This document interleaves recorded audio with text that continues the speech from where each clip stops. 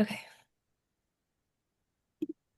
Okay, awesome. So we can just go through the questions the same way that we did last time. I put all of our Jillian the doc that I have that I put on the email. I just put all of our names by them. Like Okay, perfect. yeah. Thank Yeah.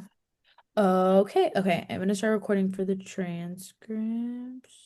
What? Okay. Okay. So the first question will be, how did your time at St. Mary's College shape your future trajectory, not just in your professional life, but also in your advocacy and personal life? hmm That's a loaded question, right? With everything. Mhm. My experience at St. Mary's College really opened up new perspectives for me, coming from a small, almost like East LA, Boyle Heights community to the Bay Area, very progressive thinking and just different diversity. So that's why it made me aware of different social problems. And I also learned with the classmates and the professors, like different strategies, how to solve them. For me, it wasn't just let's complain about what's going on here and this and that, but let's find some solutions. So it basically opened my eyes that there's a whole new world out there. But I think that would be no matter what college you went to, especially when you're away from home for the first time, just really experiencing. But no, it really, because it was a liberal arts college, I think we got much more of a perspective and I want to say the freedom to explore. And I'll go some more details. A lot of these questions intermingle. hmm hmm Okay. The second question is, do you think that St. Mary's prepared you for life after college, professionally, socially, politically, personally? Why or why not? Um, Wait, is that one question? One, two, three. So do I think St. Oh, Mary's yeah. Yeah. prepared me? Okay, I think it gave me a head start. And I was thinking about this. It reminds me of like a race when you're going to go through a race of the life, the marathon, what have you. And you're at the starting line and you're all energetic and you're ready to go. So St. Mary's helped me again build that confidence that I could take it a step further, push myself a little bit more. And just like a race, when you go up the hills and very hard, and then you come down and you see the finish line, you're sailing through, not sailing, but just you can see the light at the end of the tunnel. So I see that. So it really gave me the opportunity to stand up to fight for what is right and to find answers, to make whatever my words were into actions. Okay. Again, back to the liberal arts. And for example, I liked how we had the independent study program at that month in January when you can do whatever you really want, or you can bring a professor an idea. And that's what I did because I couldn't travel, no money to travel to Europe. So I had some great professors who let me just explore the area. They would tell me, so what are you interested in? And I would tell them, and then go for it. I go, but wait a minute, you're used to people telling you, read this and the test on that. But when they said, just go for it and then bring me back a paper. I go, but how are you going to know that I'm doing the work? He goes, I trust you. So it was a great professor. I hope that answered the question. Mhm. Yeah. Okay, I can read the third one. Mhm. Were there any specific lessons, relationships, or experiences from your time at SMC that stuck with you and shaped how you navigate your career? Yes, the answer is yes. Specific lessons was during the women's movement, how we had power to do what we were doing. And I still have some of the same friends that we were back then. One of my two best friends, one was my college roommate, and the other one was my high school friend. I want to tell you about Margot, right? So when we were up there, being Chicanas and being women, we wanted to start our own school over in Oakland because we wanted to put the ideas and just start, get, like you said, get the new generation going.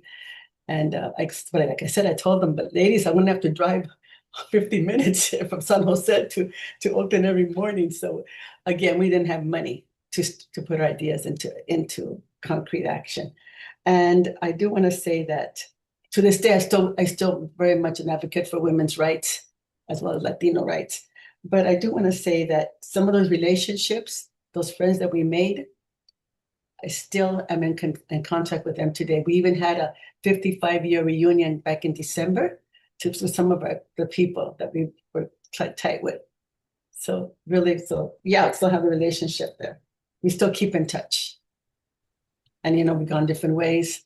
One of them is a judge, another one a lawyer, teacher, and then we come back and we laugh about our days when we were there at St. Mary's. So yeah, no, a lot of good things. Mhm. That's good. Okay, the next question is, did you ever feel pressure to move away from your identity and or values as you moved forward in your career path, and how did you navigate those pressures? Okay, now that question I like, Jillian. Okay, on the contrary, it brought me closer to my identity. It made me so proud of who I was because, when you're in school, the 12 years of high school, grammar school, you don't learn about your culture. You learn about George Washington. I mean, I know Thomas Jefferson, I know Abraham Lincoln, I know Betsy Ross, right? But we don't know about our own culture. So when we had these classes, like the ethnic study classes, then we learn about, wow, my ancestors in Mexico, how they were intelligent, the Mayans who were astronomers, and the women who were doing different things. And I go, wow, that was impressive. So, and then it made me very proud. And I've always been proud to say I was born in Mexico. Always. I just feel that, the roots are always there. And I'm very proud of my Mexican heritage. At the same time, I love living in America and being able to be Mexican American, right? It navigated me to learn more about my culture. I still remember I told you we did a ballet folklorico, and for us to dance, and then that's one way of showing our pride and sharing it. And I also started reading about all the contributions that Latinos have made to this country, and how they didn't get credit for it. The women astronauts, the doctors, and back in 1865, the admiral, the Navy, all these people who were Latinos, but we don't learn about them. But now, yes, like when I was in school, I would have the kids talk about it and learn about it, and we would do different things. So yes, no, I never negate it. I think people could even hear my accent back then, so they always knew. Where was I from? If they asked me if I was from Scotland, I go, no, because of the red hair and all. But very much, very proud. It made me even prouder of who I was and as a woman and where I was going. But everything was hitting you at once, right? And what do you know when you're 18 and 19? I mean, just to try to navigate through everything. But luckily we had some good friends. That's nice to hear. Okay. The fifth question is there something you feel you missed the opportunity to experience or learn while at SMC? No, the answer is no, not really. But like I mentioned earlier, the only thing I do, not regret, but I wish I had money, was to travel in January when people, like my sister did get to go to Europe. She backpacked it, but then she's much more adventurous than I. But other people would my brother went to Mexico, to Yucatan. So I wish I had more money to go. That's the only thing. But everything else, I made it happen. But no regrets. Okay. The next question is, when you think about everything you experienced as a young adult in college, do you feel proud? Do you have any regrets? We talked about this too last time. I feel very proud. I feel very proud of my accomplishments, knowing that I didn't really have any mentor. I was trailblazing on my own. So I really felt when I would reach a successful goal, I felt really good about myself. And when I wasn't getting that goal, what happened? What's going on here? But I've always been able to ask for help. I mean, at first, it's difficult, but I said, you know what? I'm going to be sinking, and I don't want to sink. I want to go forward, always forward. So I'm very proud that I surprised myself with my enthusiasm for learning. I like the academia of being in college. I felt like an onion where you peel the outside and then keep on going. And the more you learn, the more you know that you don't know, and you keep on going. So I really enjoyed that. And I've always been a preguntona, like someone who questions. And then, so no, I'm very proud of myself. But bottom line, I surprised myself. You don't know what you can do until you actually try it. And I think I wanted the professors to realize that, not all Latinos, we're not lazy, and dumb that we can achieve. And that was my inner goal always, to show them, look, not that I'm better than anyone else, but I can be just like anyone else. I can compete. But again, I had to study hard. It didn't come easy. Mm. Okay. Do you think your values, that were shaped in college stay with you throughout your lifetime, and how have such ideals changed over time? Okay. I like that question. I would say that yes, my basic values have remained the same. Okay. But then as you learn more or you experience more life, it broadens your perspective also. But my core values are the same. Like fighting for what is right, treating different people, no matter how different they are, with respect.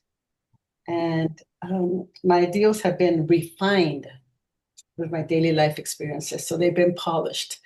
A good example would be, one example, when I was younger, I was very impatient before.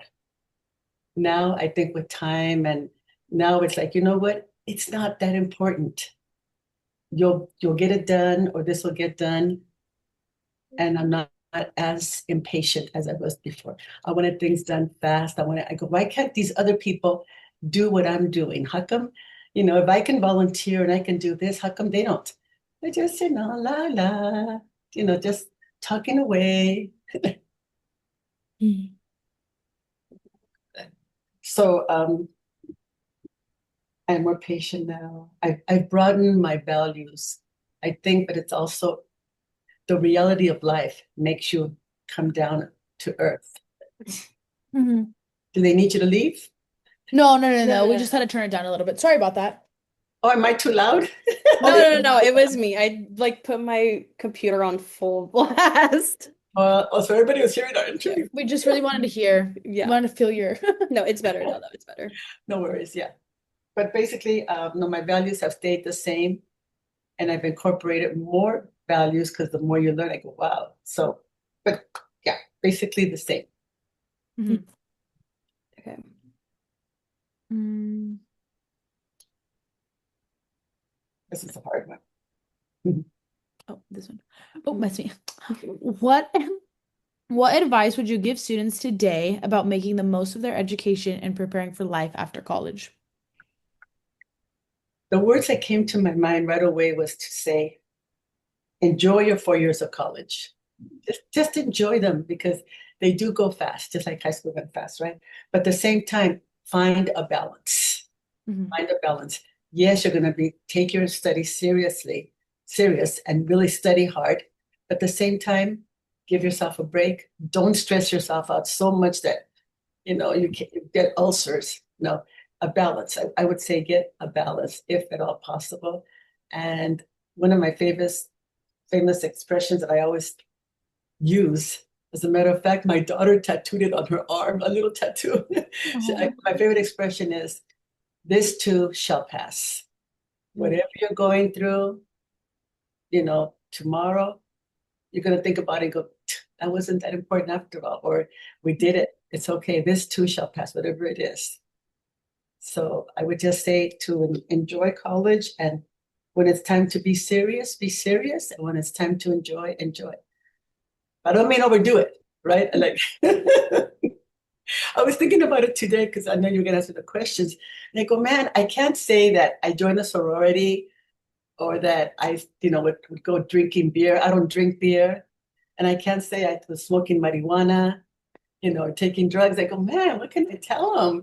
But we had fun. I mean, we still had fun. We would, put on the music or go upstairs, what have you. But no, or go to Oakland. But no, I would say enjoy it and be responsible, but definitely enjoy it, and then find that balance. Mhm. Okay. The last question is, what about, wait, is it supposed to be what other? You're number 8, right? You keep saying it, yeah. Okay. Sorry. What advice do you have for a younger generation interested in creating more just institutions and advocating for positive change in these times? Mhm. I'm very impressed that we have young people who are taking the initiative, even here in LA, who are going forward and who are doing like the same things that we were doing 55 years ago. And they're just gung-ho and they're just doing it and they're doing it the right way. So the first thing I would say is do it. Just do it. Like Nike, just do it. And if you feel you should go for it, do it. And don't be afraid. Accept the challenges. But I say, but with professionalism. Again, remember we're talking about how there's a nice way of saying, not a nice way, but it's an appropriate way. And there's the, the straight way. To be prepared, I would tell them, be prepared whenever you're going to meet with others. Be prepared to do the homework, find out what's going on really, find out both sides. Like if I'm going against the union, what is the union going to say? And most importantly, to make intelligent statements. When you're talking to someone, sound intelligent, sound like you know what you're talking about, not that you're just emotional, like, you're wrong, you guys are all wrong, you don't know anything. No, because we're the young ones, and then they've already been through it too, so that's what I would say. Just do it and don't be afraid and accept the challenge. And with that, but accept it and work at it. Because, things don't come easy. You have to work for it, usually. It's easy to say, don't be afraid. I know it is, because, that's the hardest thing. And change, or it's always hard because you don't know what's out there. You don't know what's going to take place or what's going to be the outcome. But again, if you don't try, you'll never know. And sometimes surprises come along with that. Good things come out of whatever turmoil it might be. I do have a follow-up question because I know that you went to Santa Clara. So what do you think did you feel like there was a big difference between life and like schooling at St. Mary's versus Santa Clara? And if so, what was that? Maybe it was like, do you think the culture was really different? Do you think the professors, like the classes you were taking? Another good question. I really like Santa Clara. Yes, it was, you got used to it. But at the same time, I think there we had more equality. Let me give an example. For our mecha, it was el Frente Estudiantil Chicano de Aztlán. It was called el Frente. And there we had a male president and a female president. Guess who was the female president? Guess. You. Yes.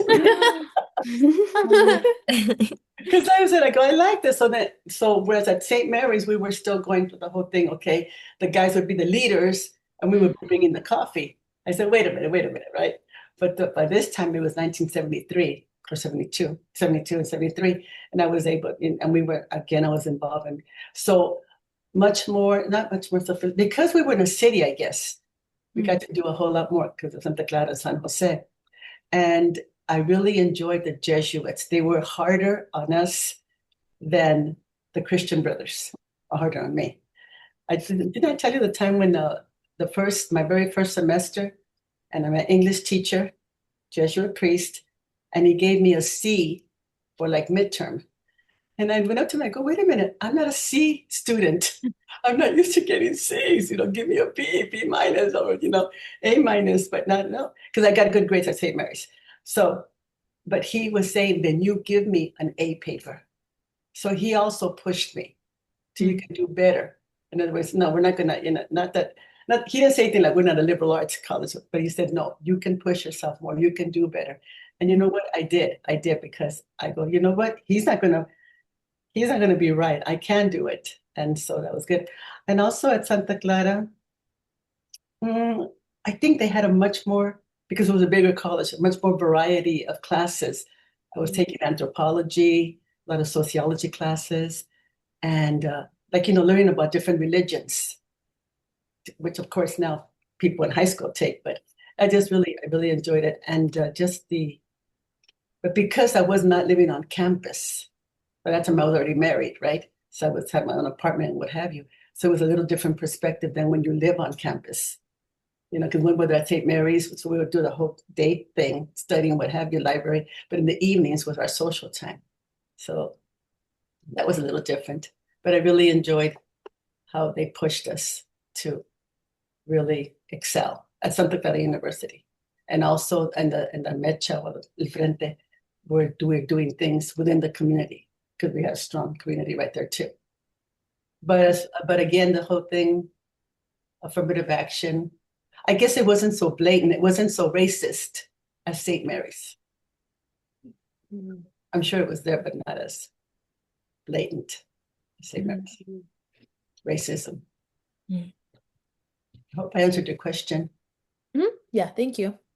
I think to kind of, sorry, I think to kind of follow up on what Brooklyn said, asking like about your time at Santa Clara, was there any movements or like protests that you were involved at Santa Clara similar, I guess like to the chapel fast or anything like that, Right. or Good that you question. knew of? Right. No, I don't think so. By this time, we had already started, the administration at Santa Clara had already started making the progressive moves to go ahead and include. So things were better. I think they were like a step, maybe St. Mary's a step behind and they were a step ahead. So we were getting things done and they were showing us how they were doing things, or they were meeting us halfway already. What I could see there yet. Mm.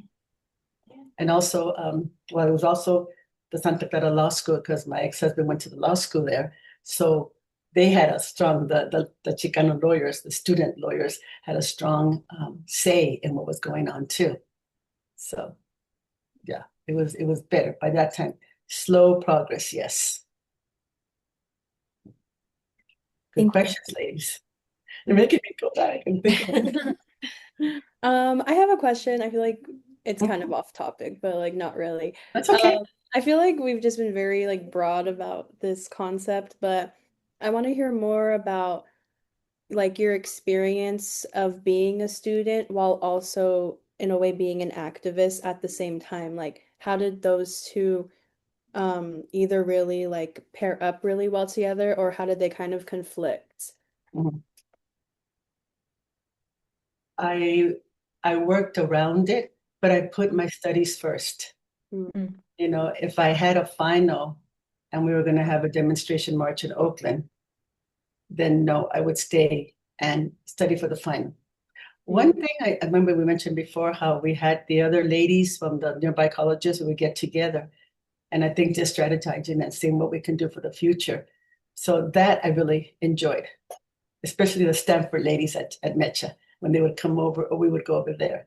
It was really exciting because they had, I think, to do even harder classes than I did, but they were still found the time. So again, back to that balance, right? An activist and a student. Yeah, I did not want to let my grades go down. And so much more active the first 2 years than the last 2 years, especially because I was wanting to get into graduate school. So I had to really concentrate that last year. And by that time, you know more or less what you can do and cannot do.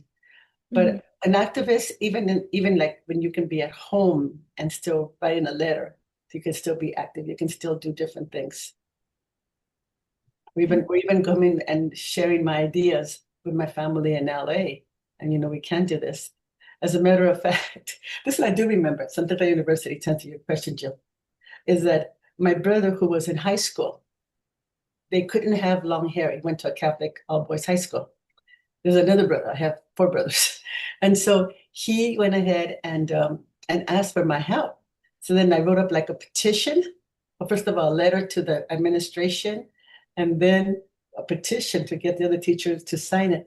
And that was my way of helping him, again, by US mail, snail mail, but he was speaking up like, look, my long hair should have nothing to do with what my schoolwork is taking place. But back then, anybody, you were a hippie wearing long hair, you were against the war, you were anti-establishment. And so luckily he didn't get kicked out either of high school, but that was my younger brother.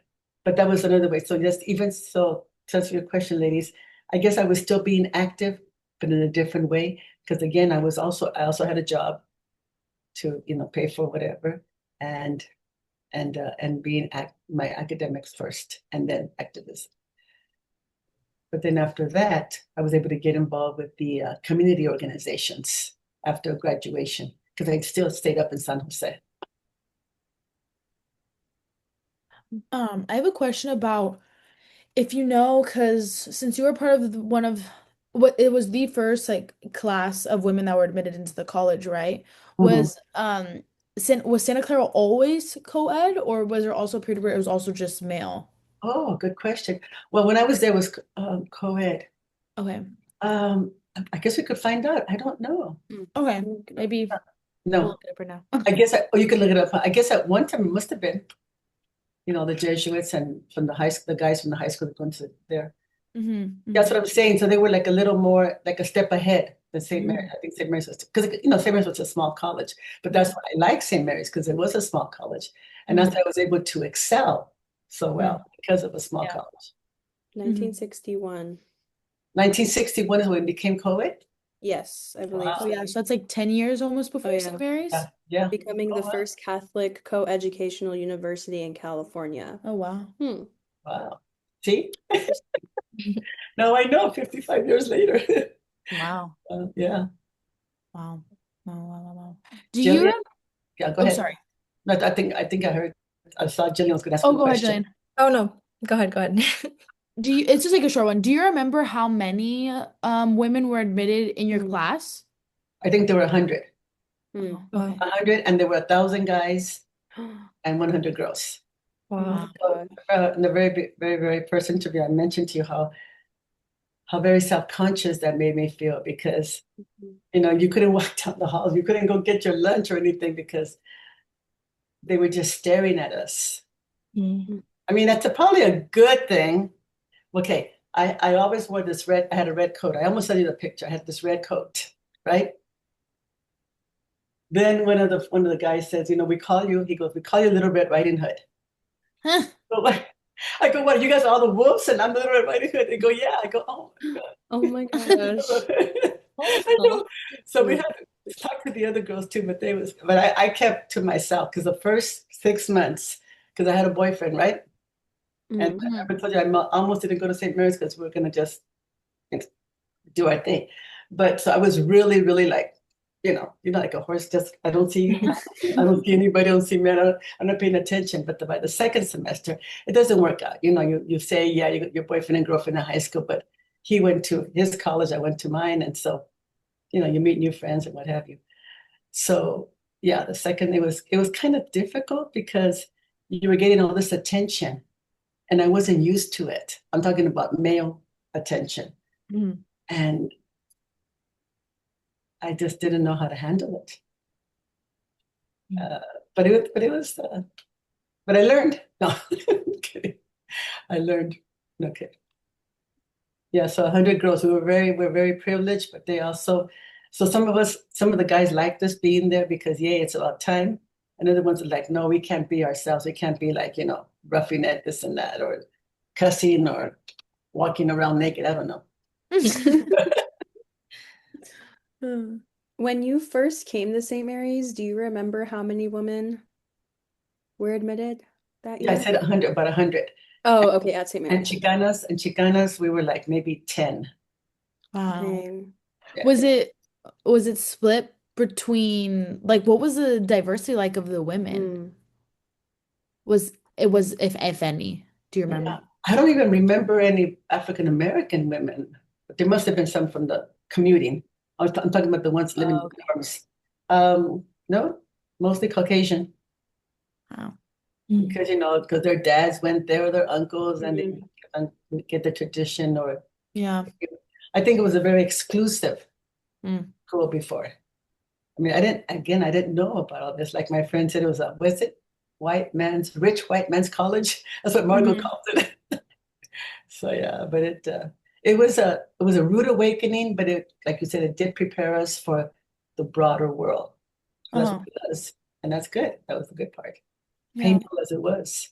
I don't, you might have mentioned it last time, but did you just meet Margot through like dorming on campus your first year? She was my high school friend. We Oh. met. We met her. I met her in freshman class. It's a great story. She'll probably tell you about it if you talk to her. So her story is this. Again, I was shy. I was sitting at my desk, and then she said that she sat behind me because I had this flaming red hair, right? Because a nun had told her, never, ever, ever make friends with a redhead. They are evil women. You know, because whatever. I guess she didn't like, I don't know. Anyway, so that's why Marco said, I'm going to go ahead and make friends with her. And since then, we've been really close friends. I mean, like I said, she lives in New Mexico right now, but I can call her, and it's like we just saw each other yesterday. Like when I talked to her, we think so. Yeah, no, we've been friends since high school, and she's someone that I can really talk to, and she knows me well. She knows where I'm going with a conversation, and she understands. And she goes, "You mean this?" I go, "That's it. That's not what I just said." Yeah. So we have a good relationship. The one I met in college was Jeannie. She's a teacher. And Margot has been in many, many professions, but she's also was a teacher in Richmond, both of them, Richmond and Berkeley. So Jeannie's the other one. Those are the two main ones. Like, for example, I don't know if you know Senator Durazo, Maria Elena Durazo. Oh, She's yeah. senator, It's the one that we're California senator. Uh-huh. Okay, so she was also one of my other friends. As a matter of fact, she's my comadre. I'm godmother to her son. And so she's running down here for LA Board of Supervisors. And I just saw, last time I saw him, I was carrying in my arms. Now he's like a big old guy 40 years later. And but no, I saw him after that. But he remembered me or kept in contact. So yes, those kind of people. So we still have those friendships that I can really enjoy. So again, I think fate, God, the universe, whatever you want to call it, puts us with other people for a reason, and you learn so much from each other. That's what I mean by respecting other people. And you learn even the good, the bad, and the ugly type of thing. You can learn from different people. Like, okay, I'm not going to go with that type of person anymore. I know how they are, or they're toxic for me, so I'm not going to be with them. We have the choice. I always believe that we have the ultimate choice of how we live our lives, what we want to do with our lives. And I would say the last question for number 8, like when I said, do it, don't be afraid. Also, maybe set some goals, like what kind of goal, GOAL, do you want? I remember Santa Clara University, when the professor said, okay, you're going to graduate. Where do you see yourself in 5 years? I didn't even think about thinking that far ahead. I'm like, I just want to graduate, but no, where are you going to be in 5 years? So I would ask the student, what's your goal? What do you want? I always knew I wanted to be a teacher. So I was always in that frame of thought, right? Always a teacher, to know how to communicate better with kids, come down to their level as far as eye-to-eye contact. Don't to talk to them, like that. No, come down on your knees even and talk to the kids, the little ones, and the way you make them feel. Because kids can tell, as you well know, as students, you know what teacher is BSing you, and you know what teacher really feels for you, is really concerned about you. And kids, even kindergarten, they can tell. They can tell. So Has there ever been like a moment either in your career or even just at St. Mary's, like doing the right thing, like being involved in like these movements? Did it ever come at like a personal or like professional cost for you? Like, did anything ever happen even though you were like doing the right thing or involved in these protests? no, I don't think anything negative ever came out of it. I did think a couple of times when I was out there, and even now, I go, what if I get arrested, and what if they take away my credential? Because I do have a multi-subject credential my entire life. But I said, what if? What if? Because no, but nothing negative has happened. I did go to Cuba back in 1979, okay? And it was a friendship tour. And there, right before we left, because we had like a little orientation, and they said, be prepared. When you come back, the government is going to audit your taxes. So when I was married at the time, so my husband and I, we went, right? And I said, yeah, come on. You know what? Lo and behold, we got back. And then the next year we did our taxes, they were audited. We had never been audited, and they were audited. So I go, oh no, I got on the FBI list. So I am, yeah. But I'm fine. I mean, I still hope nothing's ever come out of it. But so you're talking to, they have my mug up there. I mean, that's something nice. So yeah. But it was a friendship tour, and it was just to, again, I try to be very diplomatic in everything that I do and try to listen to people because people have good ideas or they just need someone to listen to them. But no, Jillian, I don't think if it was going to be too risky, no, I would not go. I was working at the music center downtown LA my senior year. I'm answering the question. And that's when we had the moratorium, August 28th, 1970. But I was at work. Again, I was trying to save every dime to go to St. Mary's College. So when I was there, it was a choice. I could have not gone to work and gone to the moratorium. But I wanted to, but I didn't do it. Okay. But once we were there and at work, our supervisors were sending all of us that lived in East LA or Boyle Heights home. They go, there's riots going on, fire, what have you, things are going on. And so, bless you. And so I didn't go. So I guess that tells you that if it's going to be too dangerous, if I'm going to put myself at risk, I did not. Now, I think I would be much more bold because I don't have to worry about classes or, getting fired from my job. And I remember one time, because you make me think, there was this one teacher, Miss Davis, right? And she was Caucasian, but she resented me for some reason. But then she was a kindergarten teacher, so I would give her some of my lesson plans, right? So, but she would come in late and just get away with all kinds of things as a teacher. This is in San Jose. And I'm being very honest with you. I know I'm being recorded, but I'm being honest with you. Talk about getting me in trouble. And so she went to the principal and told him that I was stealing her ideas, right? And I go, wait a minute. I go, those are my folders. I have a special way of writing. Margot, my friend, calls it Braille because I go Braille writing because I write it so hard. And so I go, this is my writing. Look at my other folders. So that's when the principal knew that she was lying. But I was so furious. Okay, I'll always remember this. And so it was a brand new school. So she's walking out, and I wanted to tell her, I go, why are you doing this? I was confronting her, trying to be professional after school, not in front of the kids. And so she is walking, like she's just walking away. She's gonna just ignore me. I wanted to get that blonde hair and just control her because she's walking away. I go, oh hell no! Oh no, you don't! You don't bring out the East LA in me. So I'm gonna go get the hair. But at the same time, she's walking out of the door of the school, and right there are the houses. The neighborhood. We were across the street from the houses, and I go, oh man, they're going to see two teachers on the floor fighting. I'm gonna be beating the heck out of her. And I said no. Then I said, she wants me to assault her so she can get me in trouble. But I stopped myself.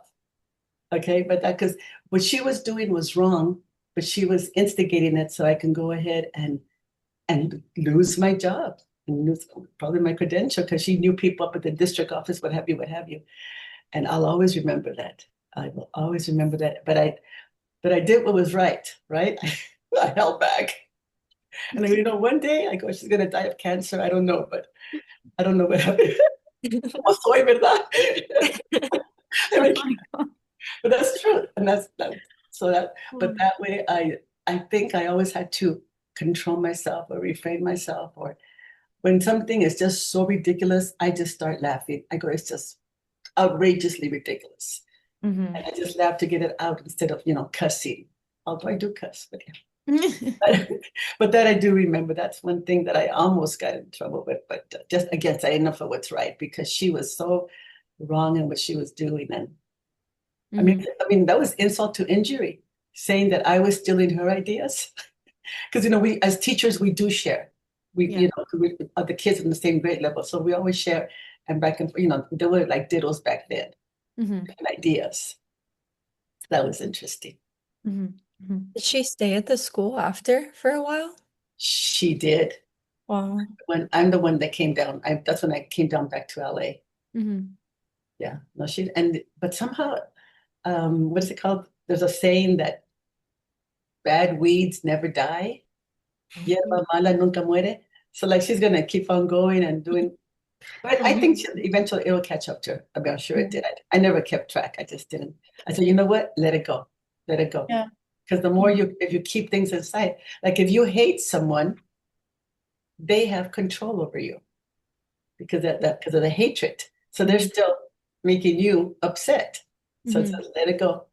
And that's something I did have to learn in my 30s. And I did. I go, you know what? Let it go. Let it go. Yeah. That's how come I can't hate Trump. Let it go. He'll get his. I know I'm being recorded. Oh boy. Go ahead. Don't worry. It's okay. No. It's between you and me and I, right? Yeah. Yes. Go ahead. Um, did you always know that you wanted to be a teacher? Yes. Hmm. As a matter of fact, all the teachers I knew when I was growing up in grammar school were nuns. So I wanted to be a nun. I was going to be a nun, like Saint Teresa. Because I saw a great film about it. I go, I can do that. I can do that. And so, yes, I've always wanted to be what I was wanted. I've always, because having my brothers and sisters, I was taking care of them and what have you. And then I'm learning. So caring for people and education, it went hand in hand. So yeah, I wanted to be a nun. And because I thought all teachers were nuns back, back when you're 8 years old. Hmm. Hmm. Yeah. Did you, like a follow-up question, did you have when you were like growing up, either like St. Mary's, Santa Clara, or just even like in high school, did you ever have a teacher or professor who like shared a similar background as you? Like either were they like a woman, a person of color, maybe also Mexican American? And then a follow-up question is when you started teaching, did you ever have any colleagues who were also people of color or maybe not women, but also like women of color, maybe more specific? Right. And if so, how did that like maybe influence you being the only one in the room, but maybe was like the demographic of your students more diverse than maybe like the workforce that you were in at the time? Sorry, that's a lot of questions. Good question.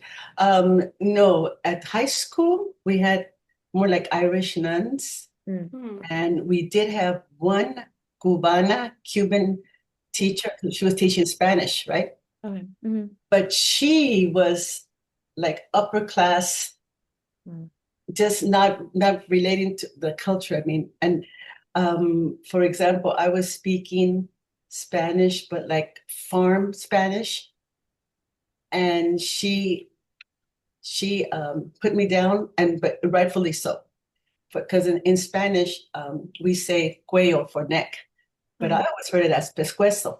But again, remember I talking about my parents not very educated, and you say pata for foot for an animal, but you say pie for a human being.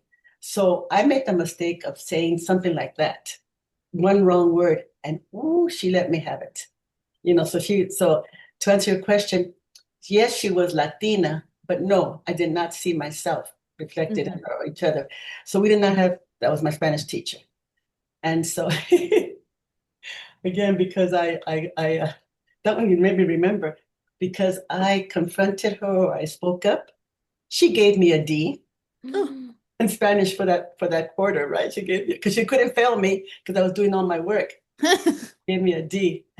I go, how did I go from a B to a D in 8 weeks? But then I went back up because she knew. Anyway, so that's, yeah. And so the other teachers, again, they were nuns, kind of like Irish nuns. And then we had maybe like one male teacher. Though they were also high school, no. College, at St. Mary's, we had on that folklórico, Miss Inés, she was Chilena from Chile. So she was the first role model, something, but she was much more, not like a teacher, but like an instructor. And then when I became a teacher, not very many Latinas. And when I became a bilingual teacher, and I remember this, they hired me because they were doing an experiment. That's one of the first bilingual schools back in 1974, 75. 74, I was still going to graduate school. And so 75, so they hired me, and she was also like an ex-nun. Her name was Margarita, but she had faith in me. I don't know how that happened, but because when we interviewed, I don't know, I must have done a good job. And so I had her support. But then I had another, she was from Panama, African, but not African American, African Panamanian, from Panama, and another lady, Cubana, and that was it. And then they started hiring more people. So again, I was breaking ground. I was bringing, come on, what do you know? I was what, 21, 22? But you think you know it. You think you know it all by 22, but you don't. I mean, but I did, in other words, the first year when I was teaching, you don't know what you don't know. You don't know until you finish the first year. You go, oh my goodness, what did I do to those kids or what happened? But I did the best I could. You don't know what you don't know until after you finish the first year. So no, we did not have a role model, really, women of color then. But then, like, with time, we got more and more. And like right now, where I volunteer, we have half Asian, half Latino teachers, and so it's pretty balanced. And like even we went to a district office meeting, the Board of Education, they want more African American in our school district because but we only have 1% African American here in Alhambra, so we're still getting it together. So no role models. I had a very, very few. And even those that were, because I remember this. I asked one of our professors, he was Latino Mexican American, and his wife was Caucasian. Another professor, same thing. So next day we at St. Mary's, we had 2 or 3 of them, right? But they were all married to white women. And I asked them, again, preguntona, I'm also a question. I go, can I ask you a personal question? Why? And he goes, very simple. Because when we went to college, there were no Latinas in college. And that's where we met our future wives. And I said, that makes sense. That makes sense. Because, yeah, when you meet people in college. And so that's why it was good. I go, okay, now. And so now I go, the guys have a more variety choice. But yeah. No, so we definitely needed more. And so I'm glad to say that now we do have more role models for our students of color. Yes. And Amao-san, be proud of who you are. Does anyone else have any questions? Can't think of any. Thank you. All of mine. Thank you. How long did you work in San Jose before moving back to LA? Okay, 14 years. Wow. 19. Okay, I moved back down to LA in 1987, right? So that means, and I left, and I was teaching in 1975. So that you're doing the math using the phone. Yeah. So 1987 minus 1975. Is that 12 years? 12 years. I taught 12 years. I was up there for 17 years. I taught 12 years, yes. And then down here, another 25 years. Down in Alhambra. Alhambra is like a suburb from LA. What schools did you teach? Do you remember what schools you taught in San Jose? San Jose? It was hold on, I didn't remember. Oh my God, it was anyway. Well, the older one, the one about where I got the lady, the new school, that was Baldwin School. But the first one, Samuel Stripe. Okay. Samuel Stripe School. Over there going it was an Oak Grove School District. Oh, okay. Going past, gosh, it took 20 minutes. Yeah. Samuel Stripe. Okay, cool. And our principal was African American. Oh, wow. I remember that, yeah. but But everything was do you know if they're still there anymore? the schools. Or Yeah. I'm pretty sure they would be. Baldwin's was a brand new school. They had just built it. It was in the Oak Grove School District. School district. And I think we would have had I been inside San Jose in the school district, we would have had more people of color because, it was right in the hub. Yeah. Yeah. Yeah. I only asked to see if I recognize any of any of them, Those, but those two, yeah. that's cool. Yeah. That's cool. And What then what grades did you teach? primary grades, like kindergarten, first grade, second grade, the highest was third. Oh. But for 1 year, I was an instructional specialist. They wanted me to go to the district office. Sometimes when you're really competent, as a teacher, when you're competent, they give you all the trouble kids, the behavior kids. And I would tell the principals, I go, wait a minute, you're telling me that because I'm a good teacher, you're going to give me the hardest kids to control? Shouldn't I have like a break now? But that's what it was. So then they liked what I was doing with the parents. I was even giving workshops to our Spanish speaking parents and Oh, wow. getting them like, you have rights, come on over, but not come over, but speak up. And so they wanted me at the district office to be like a teacher of teachers. And so I went for the experience, but I missed the classroom. I missed the kids Mm. and the interaction. I missed the parents. So I came back. Yeah, at least I can say I tried it. But it was just, there's so much bureaucracy at the district office, like the corporate. And I go, no. Like we got new materials for the teacher. They needed it right away, right? So then you gotta go to this one, the requisition, go to the warehouse, the requisition, then from over there, then go over here. I go, I can take it to the car right now and they can have it in 5 minutes. I'm like, let's get it done. But no, I have all of those. Like, okay. So no, but I do enjoy it. I'm still there. I was there this morning at 7:10 this morning doing some volunteer stuff. But anyway. Mhm. Awesome. So tell me, before we hang up, what are you interested in doing in your careers? Wants to start. You know what? It's okay. No, I'm just thinking because like for example, my grandson is a junior. And he goes, Nana, I don't know what I want to do. I'm not sure what I want to do. Everything is one weekend he wants to do this, another weekend maybe that. Yeah. And so I go, it's okay. I go, you have time. You have time because I went into St. Mary's as a psychology major. Oh. See, and then by Santa Clara, I had changed it. So yeah. So things happen but you think you're gonna go for it. And also life gives you different choices. Like let's say if I had gone to work part-time, when I was in Santa Clara, if I had gone to work at the hospital, who knows? Maybe I would have wanted to have been a social worker or as medical assistant or something. I think things happen for a reason, and wherever you are, things happen. So you don't have any set career goal yet. No, I don't. I think we all have like when we interviewed each other, I feel like we all had things that we wanted to do, and it was like a list of we just wish I like want to do Yeah, everything and Brooklyn is Barbie. Like she try wants every everything. career. I do. I was like, oh, how can I have so many different lives to live?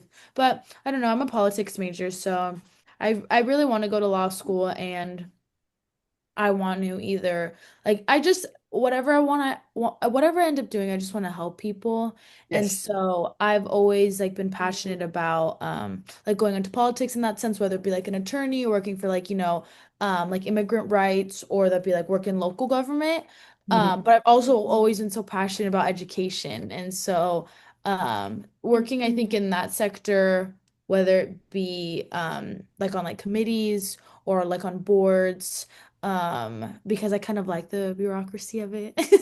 Um, but yeah, anything like that, just helping people is important to Good. No, yeah. We do need good, down to earth community lawyers. me. Yeah. Because because they change, but then you start off that way, and then some people just go another way. I mean, that their heads get too big. Mm-hmm. Mm-hmm. Mm-hmm. Yeah. Okay, that's good. Good luck. Yeah. Okay, you, Alyssa? I'm a communications major, so I feel like my career choices are very broad. Like I can really do anything, but I think I want to specialize in public relations or like event planning kind of. Um, and I think like after taking ethnic studies, it's made me realize like I can do this for like nonprofits or a lot of groups that focus on like a specific cause, like, like promoting like support for women or immigration rights, like things like that. So I think I want to kind of look somewhere within that field. But again, there's so many different things that I could do. Oh, yeah. Get the skills going. And you, Jillian? I'm studying business analytics and biology right now, but I think I'm minoring in biology only, so I would definitely have to go back to school to do more. But I don't know, as I've taken like the more like science classes, I really like it. And I took a class on immunology and we kind of talked about like vaccine development, which I thought was interesting. So kind of like Brooklyn said, like whatever I do, it would kind of I would want to be like helping people. So maybe like doing like research for vaccines or like just some sort of like clinical trial type of work. But I still don't know like totally what I want to do yet. But You have your life good. Your life ahead. When ladies talk about immigration rights, I'm very much, so one of my passions because, as an immigrant, my family as immigrants, and what we can do and what we have done. And we're very proud that my mother would never take welfare. And, everything we did, everything we've done ourselves. We've Mhm. put up our own everything.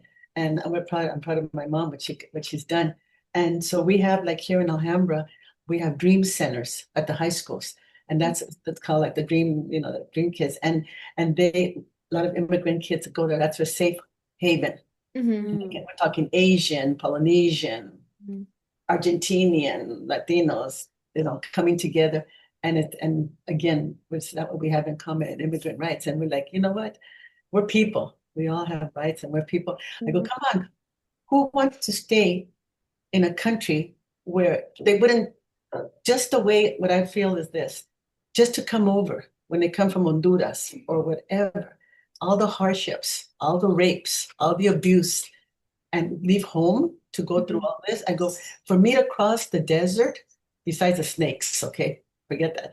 But the thirst, all the peligros, all the dangers. Mhm. I go, no, I go, people are not just coming, they're not because, oh yeah, it's a free ride, it's Disneyland. No, because of the hardships from home. It's not, and then like the moms that leave their children with the grandparents just to get more money to send back home. Yeah, it's just Mhm. I don't agree with what everybody's saying, about not everybody, what people say how. I love it when they say they're taking away our jobs. Yeah. What? I know. Well, Right. okay, you go You don't out, want to do those jobs. Right. they won't even do it. Yeah, go out there and pick lettuce for Mhm. 1 hour. You won't even last. Mhm. The conditions though, that's good. So I'm glad, ladies. I'm glad you're talking about immigrants and immigrant rights. And Julian, you'll find a vaccine. You'll do it. When I first saw your name, Jillian, yeah, no, I thought it was maybe Japanese. I mean, I met you. Is there a certain? Yeah, people think actually where I work, there's this lady who has the same last name as me, and she's actually Japanese. So I think it is like a common Japanese last name, but I'm not Japanese, but it's Somewhere. it's Czechoslovakian. I guess the Y is like supposed to be kind of like a J Oh, sounding. John. I guess it's Uh-huh. more like Jono, but I just say Yano. Everyone says Yano, Yeah, okay. but yeah. Okay, no, I just wondering. I just wanted to ask you too. Yeah. See, I'm always asking questions. I'm doing, but okay. Look, well, it's been a great conversation, ladies. Yes, thank you Thank so you. much. Yes. So the last one, you're not going to send questions. You're just going to go ahead and ask. We can still send them to you. We'll probably all be working on them up until are you available next Thursday to do the last one? Next Thursday, okay, not this one, but The following. yeah. Hold on. It's the 30th. I don't put it in the phone. Okay. Wait, I'm gonna stop. At what time? We're talking same time or? What time do we